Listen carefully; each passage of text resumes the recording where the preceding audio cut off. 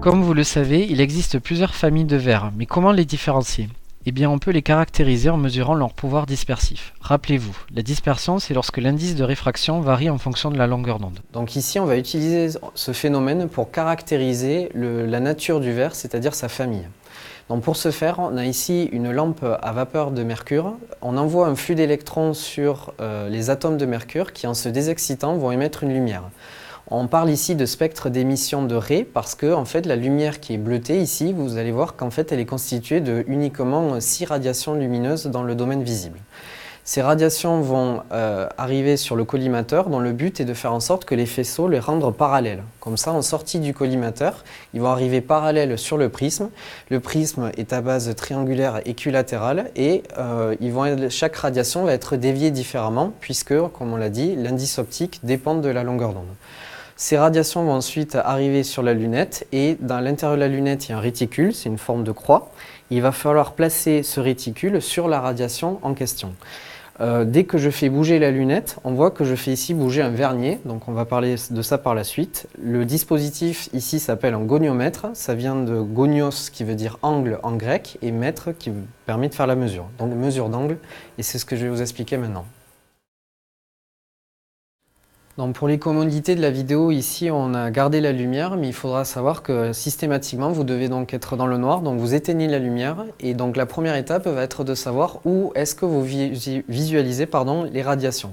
Donc vous allez regarder à l'intérieur du prisme et vous allez voir qu'à un certain moment dans une zone vous les voyez. Donc vous allez placer la lunette dans cette zone et vous les observez dans le réticule. Donc à cet effet, vous ne pouvez pas de suite mettre le réticule sur une radiation et faire la mesure. En fait, vous devez vous placer au minimum de déviation. Alors, en quoi ça consiste? Vous allez, en même temps que vous tenez la lunette, vous allez déplacer le disque sur lequel est posé le prisme et vous allez observer à partir d'un certain moment une position maximale et tous les raies vont ensuite partir vers la gauche. Là, je suis dans une configuration où toutes les raies se décalent vers la droite. Mais ensuite arrive un moment où je décale toujours le disque vers la droite, les raies se décalent vers la gauche. Et c'est cette position extrémale que vous allez repérer. Elle est propre à chaque radiation. Donc une fois que vous l'avez repéré, vous mettez le réticule sur la radiation, très finement, le plus précisément possible, et ensuite on va indiquer comment vous lui faites la lecture sur le vernier.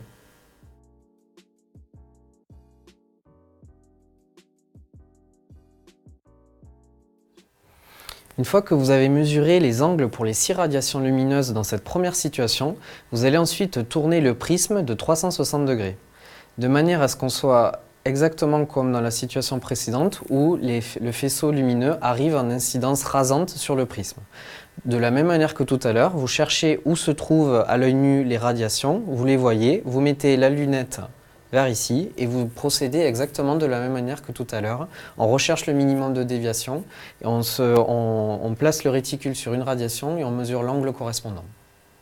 Donc supposons que vous ayez placé la lunette sur une radiation au minimum de déviation et que vous obtenez ce résultat. Donc vous pouvez voir ici le zéro ici du vernier qui est extérieur et mobile donc et il est placé juste après 240,5 degrés. Alors il faut savoir qu'on ne dit pas 240,5 degrés. En fait, on va avoir une unité qui est un peu plus précise. On parle de minutes d'arc. De la même manière qu'il faut 60 minutes pour faire 1 heure, il va falloir 60 minutes d'arc pour faire 1 degré.